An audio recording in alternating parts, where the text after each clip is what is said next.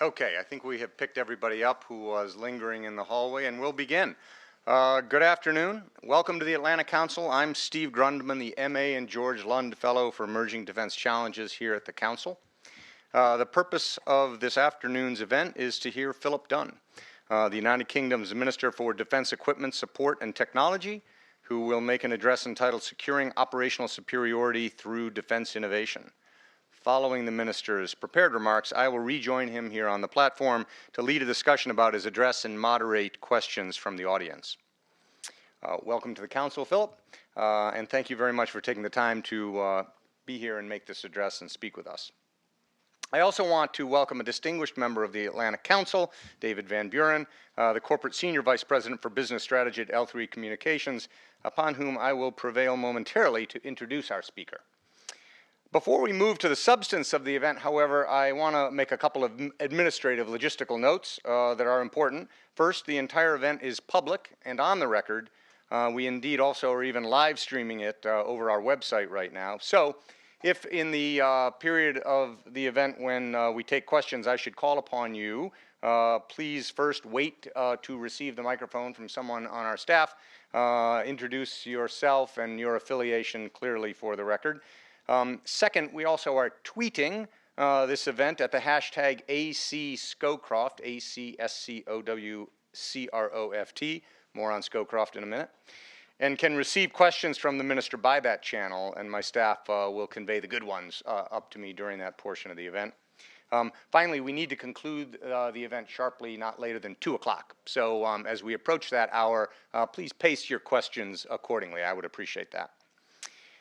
Philip Dunn's address today will be the 5th event in this Atlantic Council Defense Industrial Policy Series. The series aims to create the preeminent platform from which public officials address government's stewardship of defense industrial resources. The series is an initiative of the Council's Scowcroft Center on International Security. It's a further expression of what the Center's namesake, General Brent Scowcroft, had in mind for the Center, which is the cultivation of a transatlantic constituency for strategic thinking about and practical solutions for the problems of international security throughout the globe. The most recent previous event in this series was an address by the Assistant Secretary of the U.S. Air Force, Bill LaPlante, who spoke here last summer.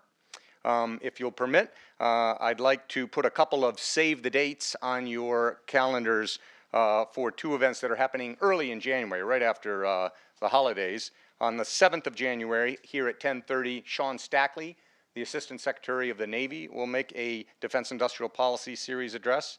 And then a week later, on the 14th of January, beginning at 4:30 in the afternoon, the Secretary of the U.S. Air Force, Deborah James, will be making an address that she's already given me the title of, Bending the Cost Curve.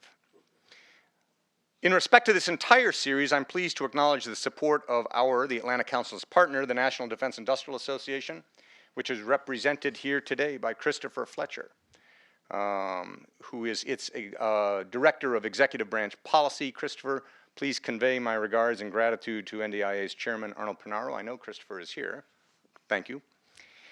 Now to the matter at hand. Mr. Dunn's address will highlight the importance of allies and partners working in collaboration to ensure technological superiority over potential adversaries. There is a strong history of collaboration between the United Kingdom and the United States addressing complex problems by harnessing innovation. And I'm looking forward to hearing the minister put into that context the United Kingdom's contemporary ambition for a deeper engagement with the Pentagon's Defense Innovation Initiative. Now I'd like to welcome Dave Van Buren. Before joining the executive ranks at L3 in 2012, Dave was the Senior Acquisition Executive of the U.S. Air Force. He brings a 30-year career in business to his work that included assignments including being the Chief Executive Officer of the high-tech company Techstar and serving as the Deputy Program Manager at Northrop Corporation of the B-2 bomber. Thanks, Dave. I appreciate you coming. Thank you, Steve. Minister, if you'll forgive me, I want to make a couple compliments to your efforts and your organizations. I've seen it from 2 very different perspectives, both within the government and from the industrial side. But your organization has done a great deal on the F-35 program. I think was a leader with regard to the emphasis on sustainment. We learned many things from your organization. Bernard Gray's acquisition report taught us many lessons on how to be more efficient. And your whole discussion about interoperability with AirSeeker has been, I think, a pathfinder for how we can work together in the future. But I also want to compliment you for your work with the industrial base. And we ourselves have invested quite heavily in Tewksbury, Crawley, other places, are looking at doing more of that. But your openness and how you deal with industry is a good lesson for how we can improve here in the United States. The interoperability that you preach, the involvement has been a great position for us to learn from, and I want to thank you for coming here today. You've served since 2005 representing Ludlow. 2010 you had a greater success in the election, and we look forward to seeing you back here many times. Minister Dunn.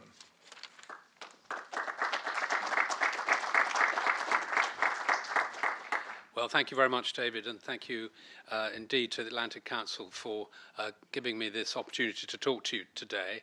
It's always a great buzz whenever I fly over the eastern seaboard and land in one of your great cities. I lived here in the 1980s, not in Washington, but in a city a little bit further to the north, and I continue to get the excitement of being in this country whenever I come back. So it's great to be here. It's great to have the opportunity to engage with seniors from across the DoD while I'm here over the next couple of days. And I'm very pleased to have this opportunity today to talk to a distinguished and clearly very knowledgeable audience on the theme of defence innovation. Here in a country which rightly claims to be a global pioneer in defence technology. But we in the UK also feel proud to share a similar heritage of innovation. You've given the world GPS, stealth planes, cloud computing, email, not to mention duct tape. We've given the world radar, jet engine, the World Wide Web, the military tank, the jump jet, not to mention the Christmas card.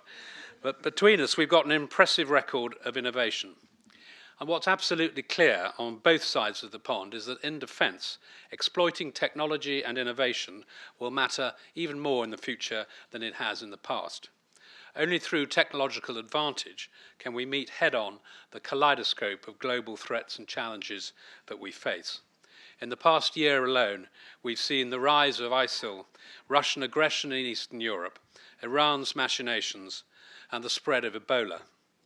We've watched complexity replace old Cold War certainties. We've seen the boundaries between international and domestic threats, military and non-military affairs blurring.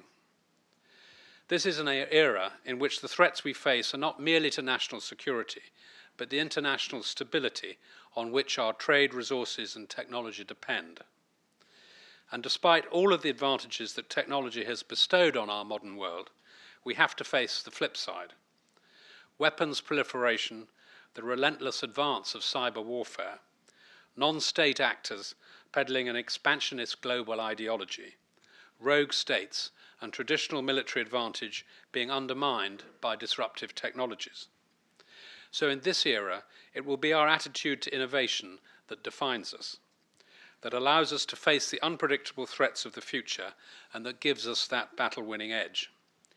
Just as it will be innovation that delivers greater bang for our military buck, as defence budgets in Western economies are squeezed tighter, although I was relieved to see slightly less tightly here over the last week than in the last year.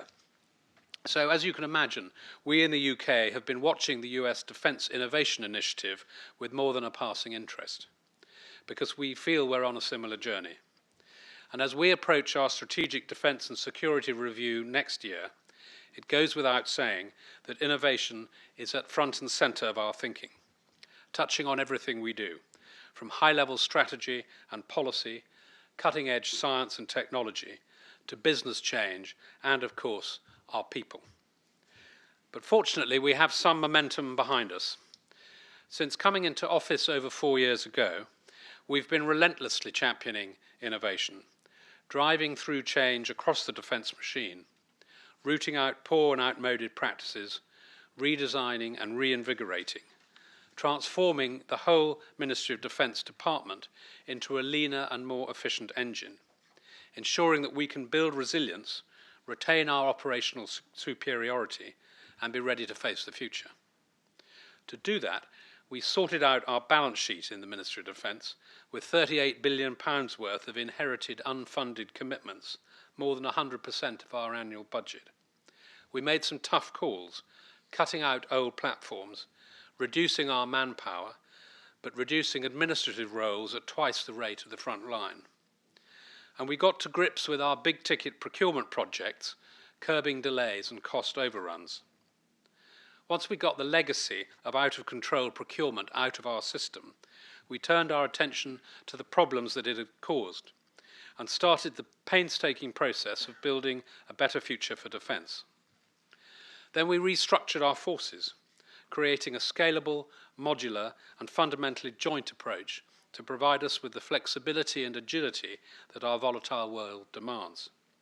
And we devolved budgets to the single services, ensuring the men and women who really understand what's required took responsibility, and with that accountability for spending decisions.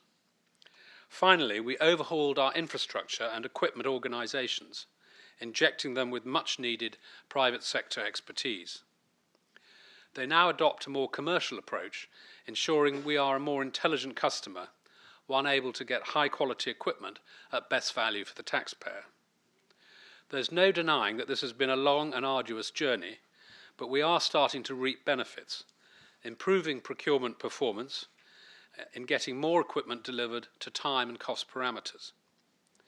But we recognise that to guarantee we're in the best shape to face the challenges of tomorrow, much more progress is required.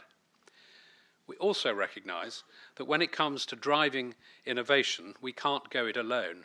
Collaboration is the future. That's why we in the Ministry of Defence are so keen on what we call the whole force concept, ensuring that defence uses the most expedient mix of talents from the military, defence, civilian and commercial worlds to achieve the best possible effect, something we're able to do by virtue of our smaller size. We've seen it with the introduction of private sector skills in defence procurement and infrastructure services. We've seen it with cross-government and third sector collaboration on international defence engagement. Above all, we're seeing it when it comes to technological innovation, because in a world of exponential technological advance, it's often in the civilian sphere that latest innovation is to be found. We need to tap that talent, and we need to do it in a timely fashion.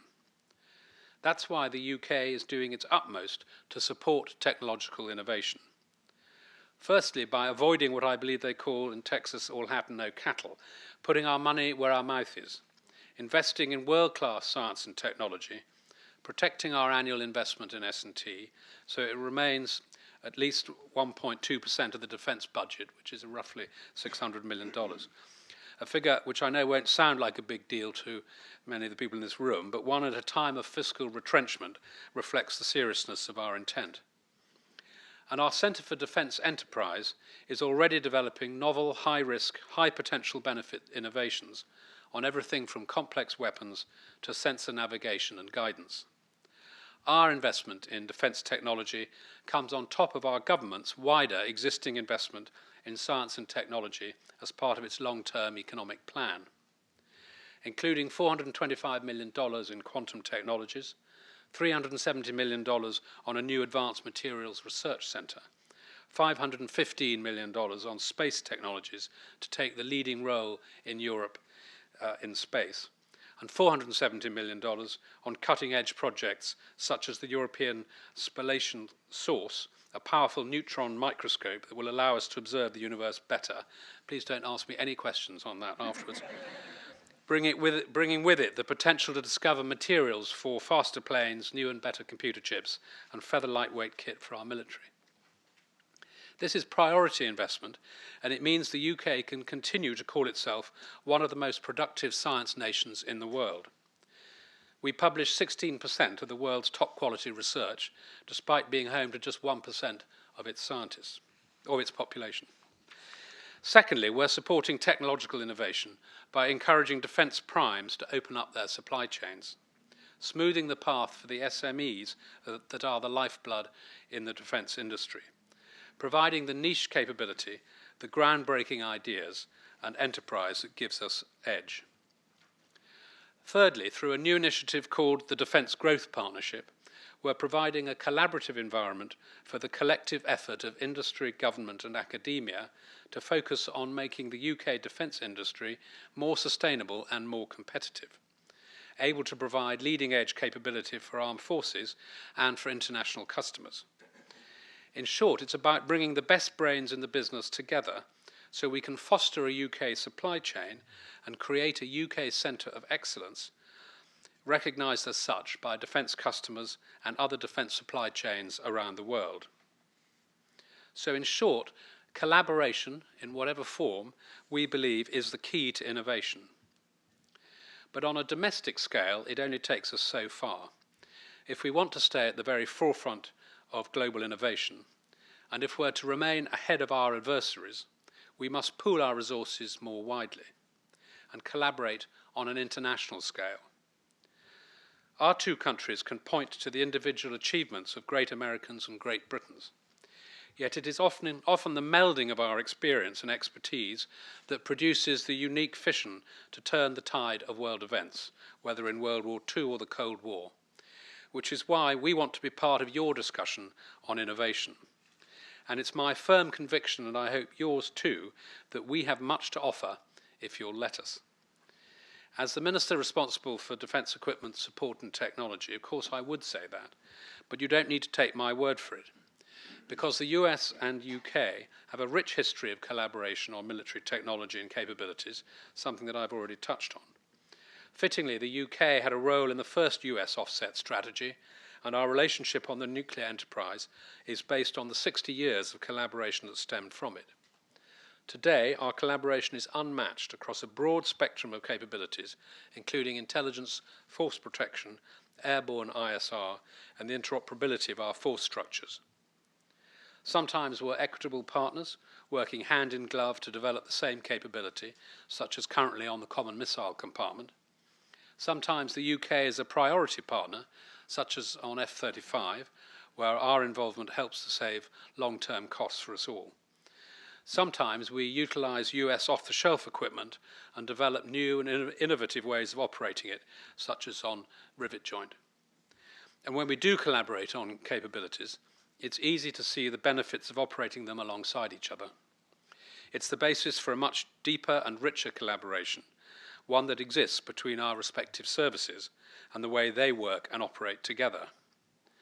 The future of our carrier operations and maritime power projection will have UK-US interoperability at the heart of it, not just on the equipment, but on the training of our people and the way we operate the capability in the future. And we continue to collaborate extensively on science and technology. Whether it's our joint work on land-based electronic countermeasures, where together we're working to stay ahead of a complex and rapidly evolving threat, which has saved countless lives and limbs over the past decade of joint operations, or our work on infrared countermeasures for aircraft. Encouragingly, the Science and Technology communiqué that I signed with Frank Kendall at the start of this year to accelerate our joint programs of research in disruptive technologies is already paying dividends. There are today around 100 distinct R&D arrangements underway between the UK and the US. And an increased number of US exchange scientists and engineers are in the UK, as well as a new scheme for short-term exchanges between UK and US scientists. We've established joint work initiatives in game-changing technology, including a DoD-MOD sponsored workshop in the new year on quantum technology. And the value of the communiqué has been affirmed by the development of cooperation into potential new areas, including quantum technology, and expanding current areas of cooperation, such as autonomy and directed energy. So we have a good record of collaboration and innovation, one we can and must build on if we're to even start meeting our full potential before others meet theirs. And there is so much we can do across the spectrum of engagement, be it working jointly on cutting-edge scientific projects, sharing access to critical technologies and test facilities, exchanging ideas on modernising our business processes or attracting talent into defence, coordinating the division of effort and the concentration of national resources, or increasing joint wargaming on common areas of interest. But it's not just about exchanging new ideas. It's about challenging old ones too, breaking down the barriers to collaboration, smashing through the bureaucratic ceiling to accelerate the path from concept to capability, ensuring we can align acquisition, access each other's markets, and see capability collaboration for what it really is, a force multiplier and a pooling of the market, not a mechanism for eroding competition or reducing profits. We need collectively to recognise the importance of strong defence on both sides of the Atlantic, particularly a strong industrial and technical base. It's in all of our interests. At the NATO summit in Wales last September, member countries reaffirmed their commitment to spend or aim to spend 20% of their defence spending on major new equipment. We meet our obligations, but not all do. If European defence industries are prevented from cooperating or partnering on new equipment programmes, their governments will stop investing in defence, and that will affect all of us. Collaboration is a must-have, not a nice-to-have. So if we are to meet the onslaught of emerging and evolving threats in a coherent and credible way, we must collaborate across industry and across continents to draw out the best innovations from our nations. I hope to work closer with the United States to make this happen, and I look forward to meeting with the Deputy Secretary later this afternoon to take forward our discussions on just how we might do this. And while we can reflect on a great shared history, it is my staunch belief that if we capitalise on our past and seize the opportunities of the present, we can look forward with confidence to the future, a future where we will maintain our capability advantage, a future where we will increase our innovation, a future where we will strengthen our already special relationship, and where we will build on success to succeed. Thank you very much. Seat there, please.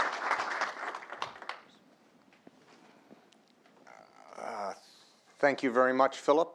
That was terrific. That, at the same time, evokes a number of questions in my mind. So if I could develop a couple of the things that you said, and then we'll take some questions from the audience. So one of them came toward the end of your address, where you talked about barriers to collaboration. And I wonder if I could frame it this way, if it's not too glib. How full or not is the glass of barriers to trade and technology between the U.S. and the U.K.? And along the way, I wonder if you could seed in an observation about the U.S.-UK Defense Trade Treaty, ratified with some fanfare a couple, 3 years ago, but without any evident payout thus far, of which I'm aware. Okay. I like to characterise the UK defence market as the most open in the world. We have deliberately, in our white paper published in February 2012, set out that the default setting for UK procurement, domestic procurement, is open competition. And that wasn't universally popular amongst UK industry because they felt that might open up opportunities for international companies to capture a greater share of the defence spend. It hasn't actually happened that way. Mm-hmm. We have done a lot of things to encourage international companies, in particular, obviously the big US contractors, to look at the defence supply chain in the UK as an opportunity for them to broaden and deepen their internationalisation of their businesses, and many of them have done so. As to the reciprocal, I think probably it would be fair to say that the US market is a harder market to penetrate from the outside. But again, there are opportunities developing, we think, for that to become a little bit more open as well. As to the US-UK treaty you referred to, I don't have the current figures in my head, but undoubtedly it's taken a bit of time for the individual plants of UK-based defence contractors to qualify, to certify their security concerns underlying those treaties. But my sense is that that is now is a long way down the track, and we should start to see more opportunities developing with that now in place. So I can't give you a figure for how many there have been. Maybe somebody's nodding in the back there. So what I've said obviously strikes a chord with some members of the audience. Let me segue to UK companies, many of which have US businesses, the barriers, the taller barriers notwithstanding, and which are represented here in the audience, I happen to know for a fact. Do those companies or these business units within the United States, do they have a special role that you can imagine in facilitating the collaboration that you've called for between our two countries over defense innovation? Well, I think much of the access comes through partnerships between industries on both sides of the Atlantic. That's how the main opportunities come for non-US based defense contractors. I think also as we get to develop platforms that are more interoperable with each other, there is more opportunity for components, mission systems to become common. So I think that one in itself will lead to greater potential for working together as the systems of the future become more closely aligned, which I think is likely to happen. We would see modular platforms being developed with common mission systems, which, as they're upgraded, can be upgraded and across the fleet. And I think that's highly likely to lead to a closer integration of in the industrial world as well. Okay. You alluded to one of your aims in the United Kingdom is to, the words were smooth the path for SMEs, small and medium-sized enterprises. And it certainly resonated with me, or at least reminded me of a recurring complaint that I hear in this venue and in other private venues within the U.S. defense industrial base about small and medium-sized enterprises that are blocked from gaining access to the ultimate customer, the Pentagon, sometimes by prime contractors is the suggestion, sometimes by the government's own inability to either recognize access or reward them. So I just wanted to pull on that thread and ask you, what is the UK learned about or aiming to do to smooth that path for SMEs that perhaps has application here in this market? Okay, so I mean that is a common complaint. I get it oftentimes from SMEs who find it difficult to engage with Ministry of Defence customers. We've set an aspiration when we came into government that we would increase the direct spend and indirect spend with SMEs across the board, not just in defence. It's probably most difficult in defence because the scale of many of the contracts that we place would preclude SMEs from participating. They'd cease to become SMEs. They wouldn't necessarily have the balance sheet to be able to take on the contract. Mm-hmm. But across government, we set an ambition of 25% of government spend should go to SMEs. In defence, we set a slightly more moderate target of 15%, which we've achieved last year and we will achieve this year. So by that in itself encourages us to go out and look for SMEs who can fulfill a requirement. We've also set a number of parameters within our procurement system to try and make it easier for SMEs to trade with us. So the one that I like to refer to is that we're a very good payer. Cash flow is very important to SMEs. The Ministry of Defence in the UK is the best payer in government. We pay between 92 and 94%, depending on which year, of correctly submitted invoices within 5 days. And there isn't another department in the UK government that could achieve that. I'd be surprised if there were many departments in this country that could achieve that. And there are certainly no private companies that would want to achieve that. And we are trying to encourage our prime contractors to, if we're going to pay them in 5 days, we don't think it's right that they should take 90 or more to pay their suppliers, supply chain. And that's not a message that many of them want to hear either, but it's one that we're trying to gradually bring into our contracts. Prompt payment we think is appropriate if we're paying promptly. Mm-hmm. I wanted to shift slightly, if it is a shift, to the topic of defense reform. we may, in this country, be on the brink of a golden age of at least potential for defense reform with the alignment, if I may, of a presumptive Secretary Ash Carter, Bob Work, Frank Kendall, John McCain, Mac Thornberry, right? We could be in for potentially a golden age of defense reform. And with that in mind, I'm interested in whether or not the UK experience with privatization or PFIs, which is in those terms has a checkered experience here in this country. What is the UK's experience with privatizing industrial activities, even military functions, that the U.S. should have in mind as we approach this hope to be a golden age of defense reform? Well, first of all, I think it's very encouraging that you have a defence team at the top level here that have a really good grounding and understanding in the subject. I'm much looking forward to developing those relationships. I think we try not to use the word privatisation in relation to defence assets. I don't think it's particularly helpful. Mm-hmm. What we do think is important, and we are finding is successful, is moving towards much greater use of contractors in the support services to our armed forces. So we now have, actually today, we've announced that the support of our land-based systems for the British Army, for the main armoured platforms, will be effectively outsourced to a UK contractor who will be providing an availability style of contract, and they will be paid based on the output parameters that we've set within the British Army for availability of platforms for use for training or in theatre or for whatever the use happens to be. We have found that we achieve both greater reliability and availability of platforms combined with lower cost for our armed force customers.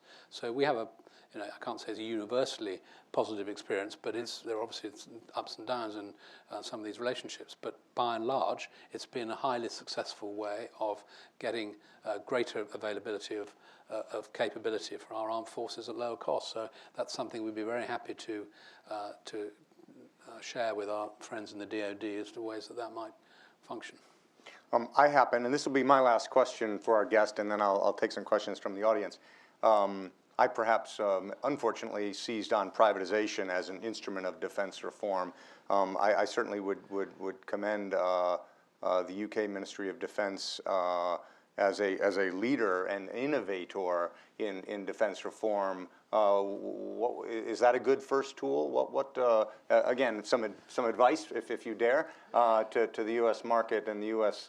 government in respect to defense reform. What's the first or second important tool to reach for if we're really trying to improve efficiency and operational capability for a smaller amount of money? I think the first thing that we sought to do was to develop a plan, a multi-year plan, which would allow us to understand what the constraints were. Now, in our budgetary cycle, it may be a bit easier than in yours in recent years, that we've been able to work within a 4 or 5 year budget cycle. We did 2 or 3 major things in reforming the department. First of all, having established a budgetary balance, as I referred to in my remarks, we developed a 10-year forward equipment program, which gave certainty to both the service chiefs and the industry that support it, that if a piece of equipment is in the equipment plan, it's going to get funded. Mm-hmm. And that that takes a bit of time for that confidence to build, and we are iterating this plan each year. We're publishing an update, and that gains greater confidence each time we do it, and it's vetted by our National Audit Office, so that gives it a certain degree of credibility as well. Secondly, we looked at the way in which we make decisions within the armed forces and within the department. We devolved both budget responsibility and accountability for those budgets to the primary customer groups. So each service had responsibility for both equipment setting and manpower controls within an overall budget envelope. And that provided a greater discipline so that they can make decisions now within their budget envelope that meet their each domain's equipment priorities, and that changes behaviour as well, because they don't always look back to the centre to bail out the programme that's overrun. And then the third area that we've done is to identify other ways of delivering the same capability more cost effectively. So greater use of contractor support, increasing use of reservists to deliver a military effect, particularly in specialist areas. So I was talking earlier about the cyber domain that we've stood up as a distinct domain, where we recognise that the skills to man a cyber effort, whether offensive or defensive, may not necessarily reside in the existing skill base of the armed forces personnel. So there's been a sort of major recruitment drive there to expand the pool of talent without necessarily demanding the same kind of physical characteristics that are necessary to serve as an infantryman. Right. I can't help but observe that the advice to devolve authority and responsibility runs against the reflex that we have had in the United States for how to save money, which is tended to run instead toward concentration and aggregation. And I think you've got the writer reflex going there. All right, questions? I have one in the queue. I'll come back to you. I'll start here, please. Right here in the front row. Take a microphone and identify yourself if you would. Hi, Scott Massioni from Inside the Pentagon. I was curious, you talked pretty at length about the Defense Innovation Initiative. I was wondering what the UK would like to see the United States invest in, especially in technologies in this kind of third offset. Well, we're looking to find collaborative ways of investing in capability that will be relevant to us both. So I would like to see the US looking at investing some of this innovation spend into areas where we can work together. Now, that will apply across many domains. I think if you look at the sort of big handfuls, where should it go? Obviously, there is the non-kinetic challenge. So I mentioned the cyber domain. I think there's a big area there of work to be done. I think if you look at both air dominance and underwater dominance over the next coming generations of capability, those are areas where I think there will be we would have the potential to benefit from US investment there if we can find an appropriate way to collaborate. And just for clarity's sake, by non-kinetic you mean? I mean cyber, I mean anything that doesn't blow up. So electronic warfare, Okay. cyber. Right. Please. I'm Harlan Ullman, Minister. Thank you for your comments. I wanted to ask you about what I think is a terrific opportunity you have and how you're going to exploit it. That combines your 30,000 reservists who, as you pointed out, have unique skill sets across a wide variety of areas, with the Silicon Valley that you're now developing in the triangle between and among Cambridge, Oxford, and London, which is being really well financed by private investment and may actually today exceed our Silicon Valley in its potential. I wonder what your thoughts are about exploiting those two, that is to say, the unique talent you're going to be able to recruit in your reserve forces and the Silicon Valley that's being developed right next door. Well, thank you. I think our reserve forces at the moment are not quite at 30,000 is the aspiration to have a trained strength of 30,000. We're currently at about 90, just over 19, but growing. The trajectory, we've turned from having a sort of fairly flat recruitment and retention trajectory to one which is now heading in the right direction. And a part of that will be in specialist services such as cyber, such as medical. I would hope that we will make it attractive for people who've got those skills to think that the military is an important for them in their career development, that they will have access to more interesting opportunities than they might necessarily if they stay outside and stay in the private sector. I think if you're interested in the cyber domain, to have the ability to access some of the threats and find ways to defeat those threats from a military perspective, that would not be a bad place for your career progression to start. So I think it has got real potential. And thank you for informing us that we're capable of vying with Silicon Valley in terms of the skill and the scale of what we're trying to do in the UK. Harlan's question actually reminds me of something else that occurred to me while you were speaking that I wanted to ask about, and that is you acknowledge the importance of commercial technologies or technologies that mostly reside or at least originate in the commercial technology base, and allude to the need for the ministry and your militaries to get access to these commercial technologies.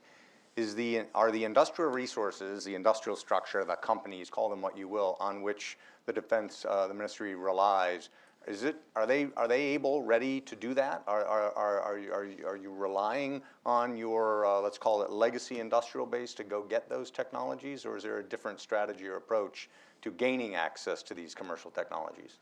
Well, I think it would be wrong for us to pretend that they are all going to come from within the UK. I think this is an international business.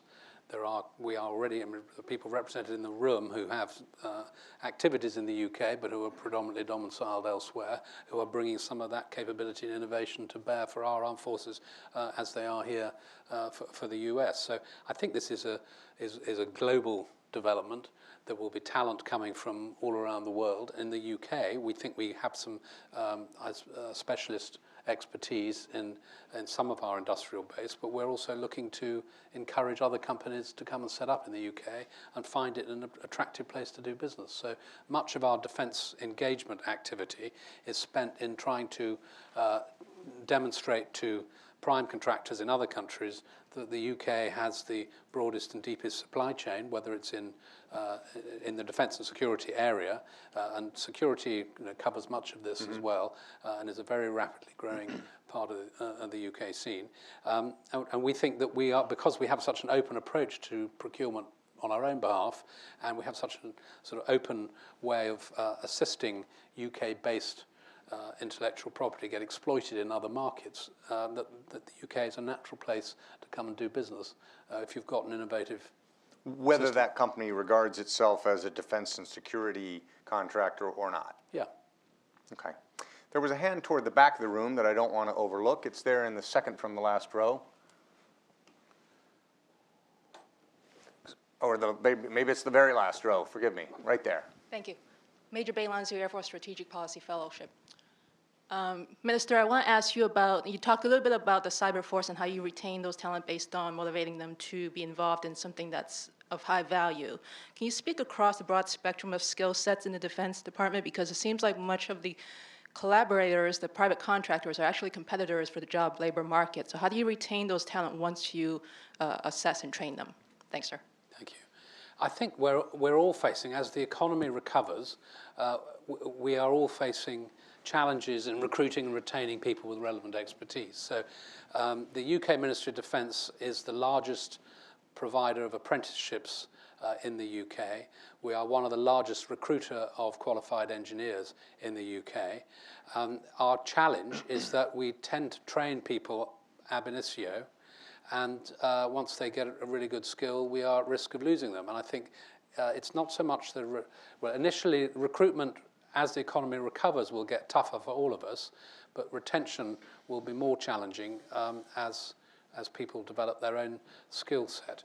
And this applies across the board. It's not unique to defence, but I think we have an advantage compared to some other employers in that those people who join defence and often have got a military ethos or are imbued with a sense of sort of public duty, and it's part of why they are want to wear a uniform. If they're not wearing a uniform, they're in the civil service. There is still quite a strong sense of public service, but that doesn't mean that we can take advantage of that, and we need to make sure that we're in a position to offer competitive, attractive terms and conditions. And one of the things that we found and innovations that we brought in this year was that within the area of defence acquisition, we are at the natural talent pool from which defence industrial companies will seek to poach talented people who've been trained up on the taxpayer's expense. And we were constrained from paying those people competitive salaries. And the bulk of them operate out of our main office building, which is along the sort of aerospace corridor near Bristol to the west of London, where there is a concentration of aerospace engineering companies. And we concluded that the best way to hang on to those people and to be able to recruit talented people into that organisation was to free it from the restraints that government had placed on civil service terms and conditions. So we stood up what we call Defence Equipment and Support as a sort of freestanding, government-owned, but a more independent entity. We call it a bespoke trading entity, and that now has an operating envelope in cost terms within which it has to operate, but freedom within that envelope to be able to adjust pay and conditions for its employees as they wish, unbounded by the other constraints that we've opposed across government. That is already having a positive impact on retaining some of our skilled, talented people. Thank you. Right here in the middle of the section, there is a question. My name is Sunjin Choi, Langham Partners. Minister, can I follow your remarks on transformation of MOD? And obviously, Lord Levin endorsed your views that A, MOD have transformed, and B, and you have improved financial accountability. However, he made several recommendations. I'm interested in your views on, he suggested perhaps the number and responsibility of the ministers ought to revised and realigned. I know it is Prime Minister's prerogative. If you would offer advice, Prime Minister, what would you give to him? And B, is there any, I'm interested in general your views on Lord Levin's recommendation. Thanks.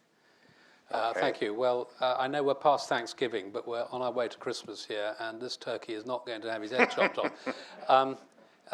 You've raised a really good topic, which is Lord Levin's review of the way defence has been transformed.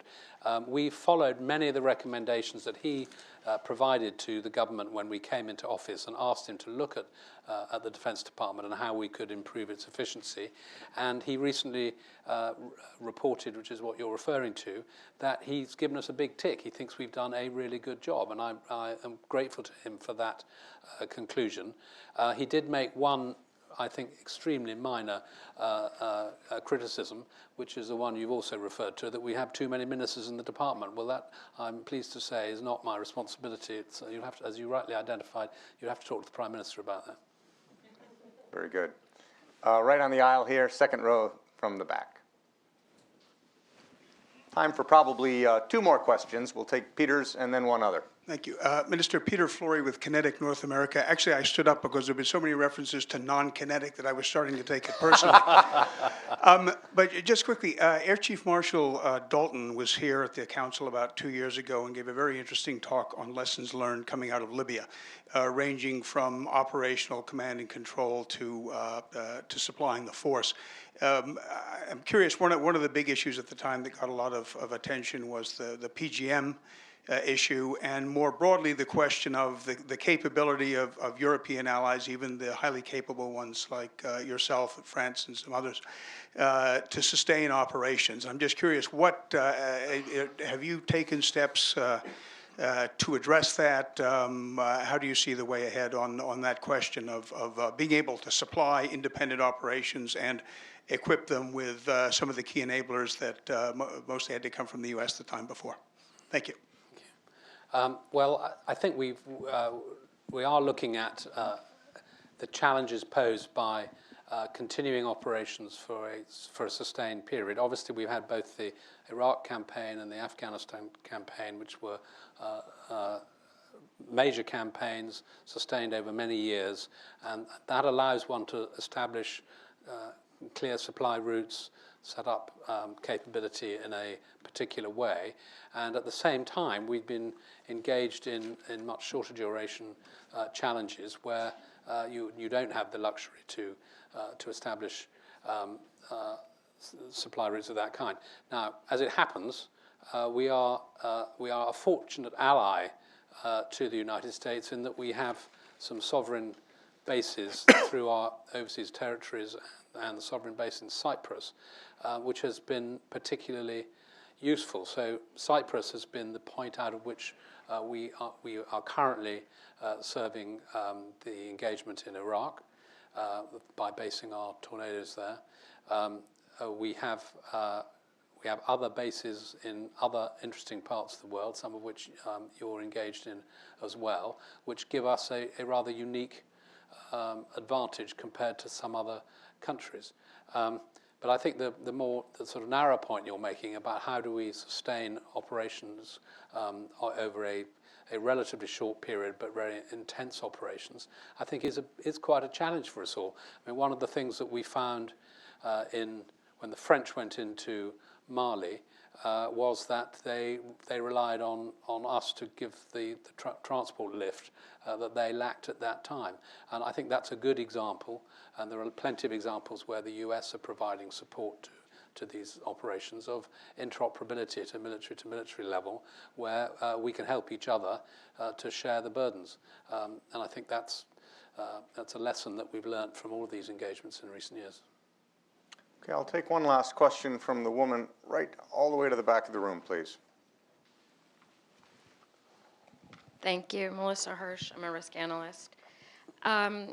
With respect to the Birmingham Commission, which is sort of an interesting report, I wanted to know if the U.S. was likely at risk of losing business opportunities for co-creation with the UK related to combat RPAs in favor of partnering with the French, Italian, and the Germans in the event that the U.S. doesn't move its drone program wholly under the auspices of DoD. One or the other of you will have to set the context of the Birmingham Commission. It won't be me. It was a commission put out on the security related to drones, or RPAs, remotely piloted aircraft in the UK. And Birmingham, UK, not the Right. US. The university. Right. Okay. So I think this was, you've slightly blindsided me here. You asked me a very challenging and detailed question. Are you referring to the civil? Was this report in relation to civil drones? Because there's been a report recently which has come out raising questions about how we should regulate the use of commercial drones. Could you alludes to tighten your both. question up a little bit, please? Basically, there were allegations in the report that came out that said, despite the U.S. being a very strong ally related to defense trade and other things, that because the U.S. still has drones operating that aren't fully under the DoD's remit, they might need to look elsewhere for co-creation. So I just wanted to know about that. Okay. Well, I'm afraid you've caught me offside. I can't really respond to that because I'm not familiar with it, I'm afraid. I mean, I think that in terms of our attitude to RPAS and how do the doctrine for use of unmanned systems, I mean, we are very clear that we have a capability, the Reaper capability that we introduced alongside some of the US users. We have clear rules of engagement as to how those platforms can be deployed. There's always a human being in the interface. One of the challenges that we've been presented with within the UK is are these autonomous robotic capabilities that you can program a mission in, and then nobody knows what happens. And we take pains to point out to people who raise those issues, in particular parliamentarians who are nervous about the use of unmanned systems, that there is always, under the UK operating doctrine, there's always a person in the loop who is the person responsible for deploying weapons if they are deployed under exactly the same terms of engagement, rules of engagement as apply to manned platforms. And that's a sort of fundamental principle in which we are operating our Reapers wherever they're deployed. I'm not sure I'm really answering your question, but that's about as best I can do, I'm afraid. Philip, before I put a wrap on it, I'm sorry, we do have time. Let's take this question right here on the second row. If you could just wait for the microphone.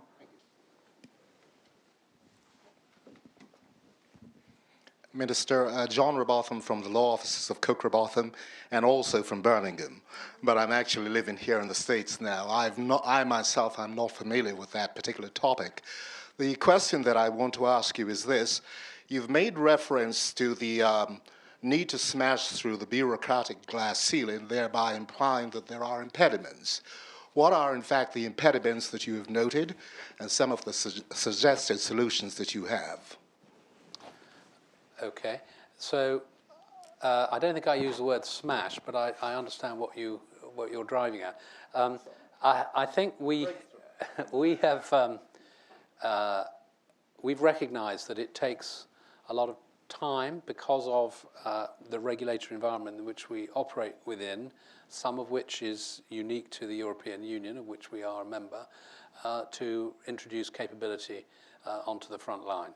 And one of the things that we've sought to do is to find ways of speeding up procurement methods while remaining within the rules. It is challenging, and there isn't an easy solution to this.